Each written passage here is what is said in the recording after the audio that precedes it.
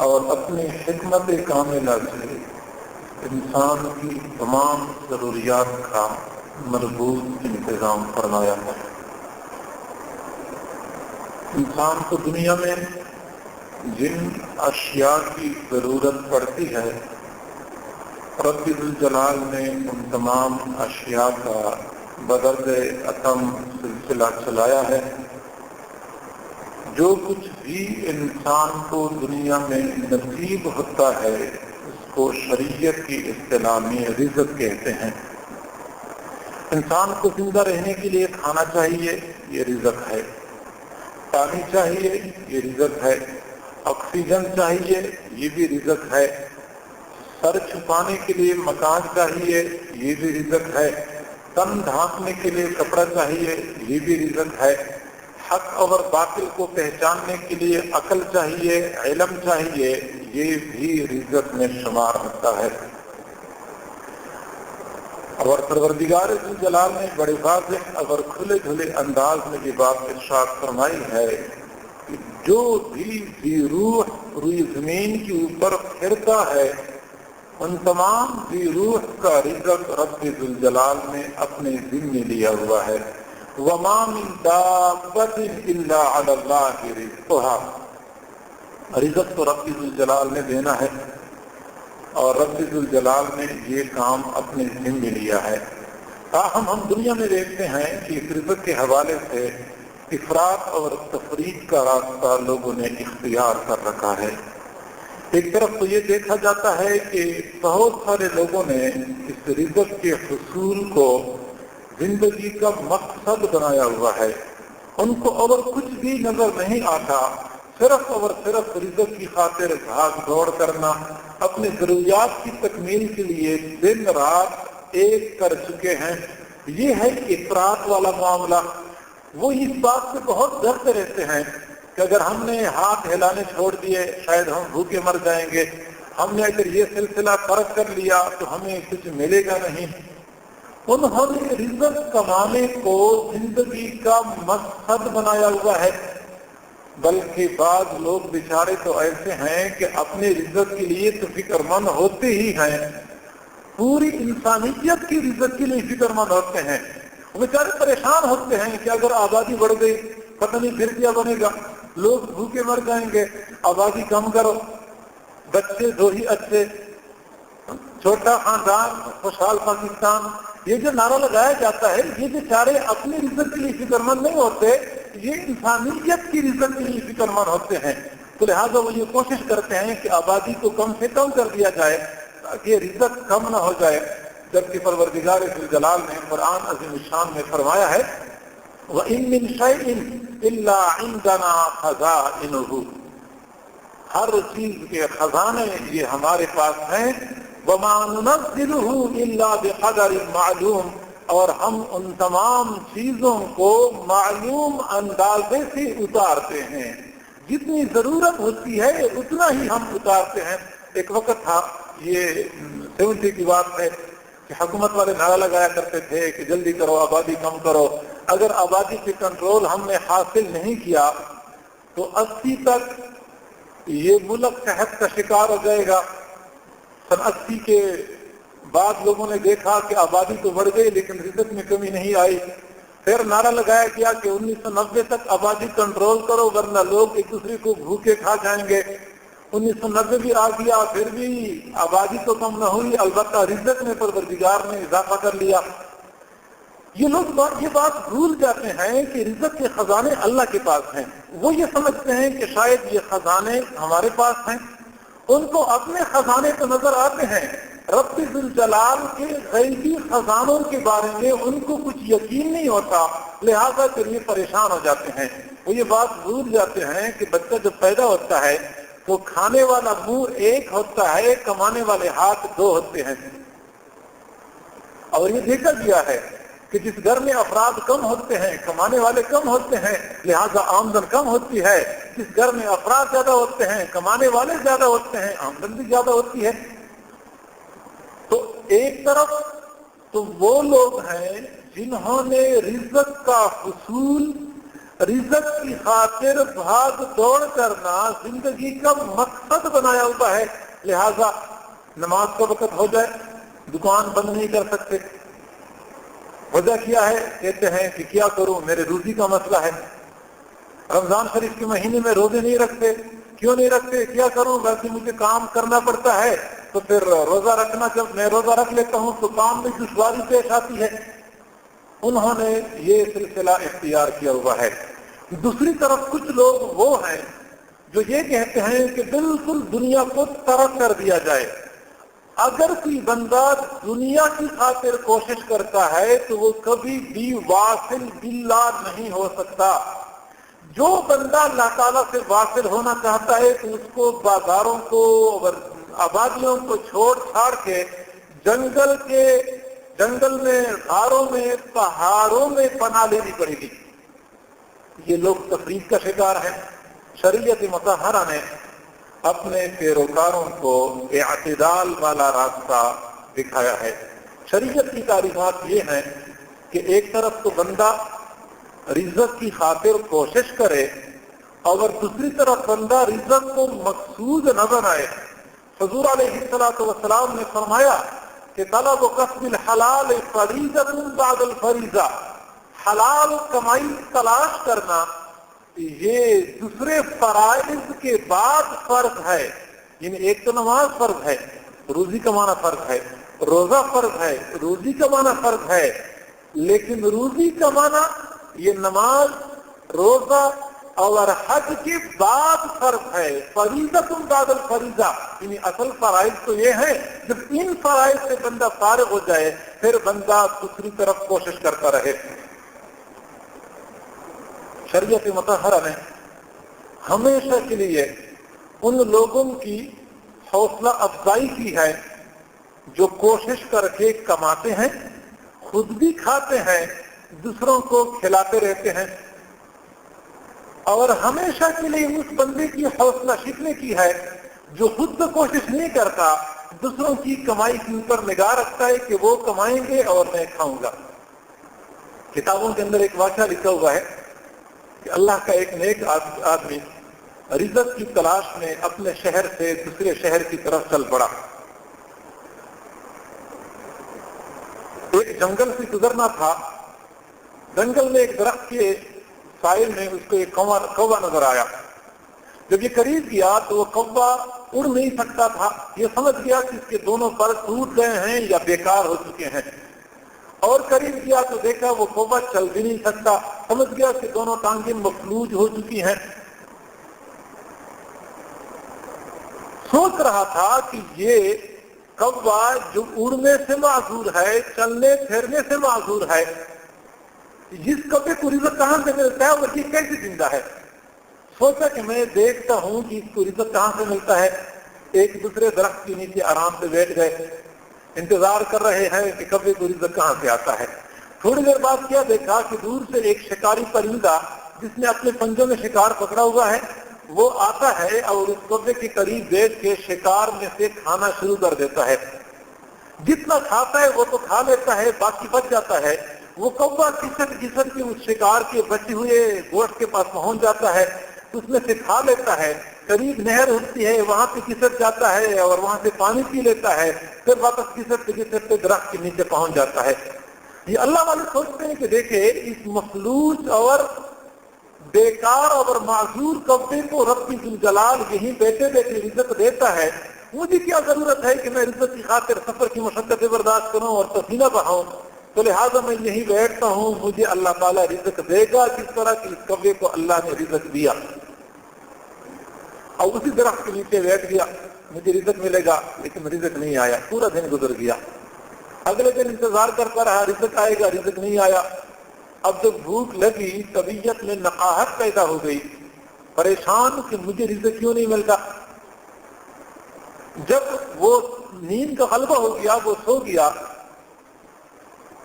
تو خواب میں کسی اللہ والی کی ملاقات ہوئی اور اللہ والے نے فرمایا کہ دیکھیں بھائی، آپ نے اس معذور کبے کو دیکھ کے اس سے سبق حاصل کر لیا کہ اللہ تعالیٰ ہر حال میں رزق پہنچاتا ہے، کاش کہ آپ شکاری پرندے کو دیکھ کے سبق حاصل کر لیتے۔ کماتے خود بھی کھاتے اور دوسروں کو بھی کھلا دیتے.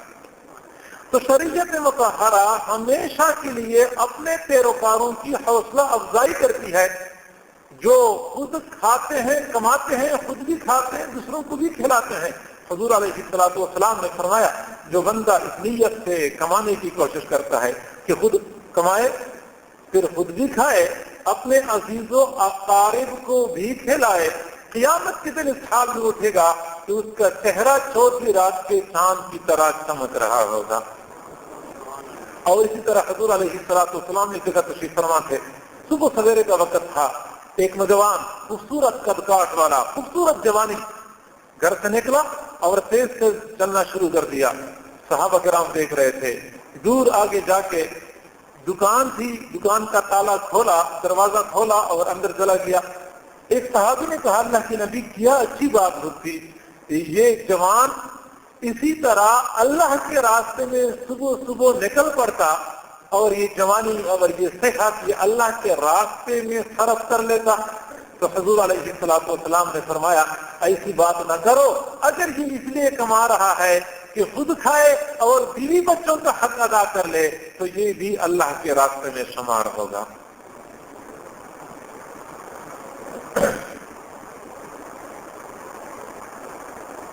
حصول رزق کی خاطر محنت کرنا، مشقتیں برداشت کرنا اگر شریعت کے دائرے میں ہو تو رب ذوالجلال کے ہاں یہ مشقتیں اور یہ محنتیں یہ عبادت کا درجہ پا جاتی ہیں.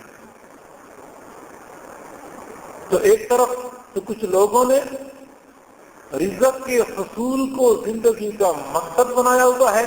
شریعت مطہرہ کہتے ہیں کہ رزق کے حصول کے لیے کوشش کرنی ہے، تاہم اس کو زندگی کا مقصد نہیں بنانا چاہیے. ہاں ایک بات سمجھ لیں کہ اللہ کے بعض مقربین کے بارے میں آپ لوگوں نے پڑھا ہوگا یا کتابوں کے اندر لکھا ہوا ہے کہ وہ بالکل کام کاج نہیں کیا کرتے تھے، حصول رزق کی خاطر مشقت مجاہدہ ہے. تو جب شریعت مطہرہ نے اس کو عبادت کا درجہ دیا ہے ان لوگوں نے یہ راستہ اختیار کیوں نہیں کیا؟ تو سمجھ لیں کہ جب کوئی بندہ اللہ تعالیٰ کے قرب کے حصول کی کوشش کرتا ہے تو بعض ایسے مدارج سے بندے کو گزرنا پڑتا ہے جس میں بندے کے اوپر غلبہ حال کی کیفیت طاری ہو جاتی ہے، اور غلبہ حال میں پھر بندہ شریعت سے مستثنا قرار دیا جاتا ہے. ایک مثال سے بات سمجھ لیں کہ حضور علیہ الصلوۃ والسلام نے فرمایا کہ رب ذوالجلال کے کبھی بندہ جب توبہ کرتا ہے اللہ تعالیٰ کو کتنی خوشی ہوتی ہے. ایک مثال سے آپ علیہ الصلوۃ والسلام نے بات سمجھائی ہے. وہ فرماتے ہیں کہ ایک آدمی صحرا میں سفر کرتا ہے، سفر کرتے کرتے جو اس کے پاس اونٹ ہوتا ہے اس کے اوپر پانی اور خوراک کا سامان لدا ہوا ہوتا ہے، وہ اونٹ بھٹکتا ہے، رسی چھڑا کے بھاگنا شروع کر دیتا ہے. یہ بندہ اونٹ کو تلاش کرتے کرتے تھک جاتا ہے، بھوک اور پیاس سے نڈال ہو کے ایک درخت کے نیچے لیٹ جاتا ہے. جنگل میں کہیں پانی نہیں مل رہا، کہیں کھانا نہیں مل رہا، موت کے انتظار میں لیٹ جاتا ہے کہ مجھے اب موت آنی ہی آنی ہے. تھوڑی دیر بعد جب وہ دیکھتا ہے تو اس کا اونٹ سامان سمیت قریب آ کے کھڑا ہو چکا ہوتا ہے. یہ فوراً رسی پکڑ لیتا ہے اور خوشی کی حالت میں کہتا ہے اللہم انت عبدی وانا ربک، اللہ تو میرا بندہ ہے میں تیرا رب ہوں. یہ حدیث شریف میں آتا ہے حضور علیہ الصلوۃ والسلام نے فرمایا کہ یہ بندہ خوش ہو کے یہ کہنا شروع کر دیتا ہے اللہ تو میرا بندہ میں تیرا رب ہوں. اب یہ غلبہ حال میں اس طرح الفاظ کہہ بیٹھتا ہے. حضور علیہ الصلوۃ والسلام نے پھر یہ نہیں فرمایا کہ یہ بندہ غلطی کر چکا ہے اور یہ بندہ کافر ہو گیا، ورنہ عام حالات میں تو بندہ اس طرح کہتے کہ اللہ تو میرا بندہ میں تیرا رب ہوں، یہ بندہ کافر ہو جائے گا. لیکن آپ علیہ السلام کے لیے کوشش نہیں کرتے تھے. ویسے شریعت مطہرہ کا یہ حکم ہے کہ بندے کو اس بارے میں کوشش کرنی چاہیے. البتہ اگر بندہ پوچھ لے کہ بھائی بندہ غنی ہوتا ہے تو اچھا ہوتا ہے یا فقیر ہوتا ہے تو اچھا ہوتا ہے، مسکنت اور فقیری والی زندگی اچھی ہے یا غنا والی زندگی اچھی ہے، تو یہ بندے کا فرق ہوتا ہے. بعض بندے تو ایسے ہوتے ہیں کہ جن کو رزق کی تھوڑی سی تنگی پیش آئے تو شاید وہ دین اسلام کو بھی خیر بات کہہ بیٹھے، ایسے بندوں کے لیے غنی ہونا بہتر ہے، مالدار ہونا بہتر ہے۔ اور بعض بندے ایسے ہوتے ہیں جن کو رب ذوالجلال کے ساتھ وہ قریبی تعلق ہوتا ہے، کھانے کو کچھ مل جائے پھر بھی راضی ہوتے ہیں، نہ ملے پھر بھی راضی ہوتے ہیں۔ ایسے بندوں کے لیے فقر کی زندگی اچھی ہوتی ہے۔ یہی وجہ ہے کہ آپ علیہ الصلوۃ والسلام نے فرمایا اللہم احینی مسکینا وامیتنی مسکینا واحشرنی یوم القیامۃ فی زمرۃ المساکین۔ اللہ مجھے مسکنت کی زندگی عطا فرما، مجھے موت بھی مسکینی والی عطا فرما، اور قیامت کے دن مجھے مسکینوں کے ساتھ کھڑا فرما۔ تو جس بندے کو رب ذوالجلال کے اوپر اعتماد اور توکل کی کیفیت حاصل ہے اس کے لیے مسکینی اور فقر والی زندگی بہتر ہے۔ اور اگر کوئی بندہ ایسا ہے کہ اگر اس کو ایک دو دن کھانا نہ ملے تو شاید وہ کفریہ کلمات بولنا شروع کر دے، پھر ایسے بندے کے لیے بہتر یہ ہے کہ اس کے پاس مال پیسہ ہو۔ یہی وجہ ہے کہ آپ علیہ الصلوۃ والسلام نے فرمایا کاد الفقر ان یکون کفرا، کبھی کبھار فقر بندے کو کفر تک پہنچا دیتا ہے، فقر بندے کو کفر تک پہنچا دیتا ہے۔ تو ایسی صورت میں بندے کو غنی ہونا بہتر ہے۔ اور حضور علیہ الصلوۃ والسلام کی اپنی حالت یہ تھی کہ آپ فقر کی زندگی گزارا کرتے تھے، کئی دن آپ کے گھر میں کھانا نہیں پکتا تھا، کئی دن آپ کے گھر میں آگ نہیں جلتی تھی، فقر کی زندگی گزارتے تھے۔ لیکن آپ علیہ الصلوۃ والسلام کی یہ فقر کی زندگی اختیاری تھی۔ رب ذوالجلال نے فرمایا تھا محبوب اگر آپ چاہیں تو میں آپ کے لیے اس پہاڑ کو سونے کا بنا دوں، لیکن آپ علیہ الصلوۃ والسلام نے اس امارت کی بجائے، اس غنا کی بجائے فقر کی زندگی کو ترجیح دے دی۔ البتہ ایسا ہو گیا کہ ایک مرتبہ حضور علیہ الصلوۃ والسلام کی خدمت میں کسی قبیلے کے مسلمان لوگ وفد کی شکل میں حاضر ہوئے، کمبلوں کے ساتھ اپنے جسموں کو ڈھانپا ہوا تھا، ننگے پاؤں، ننگے سر، جسم کے اوپر کپڑا بھی پورا نہیں تھا۔ ان کے چہروں سے، ان کے شکل و صورت سے فقر اور مسکنت ٹپکتی تھی۔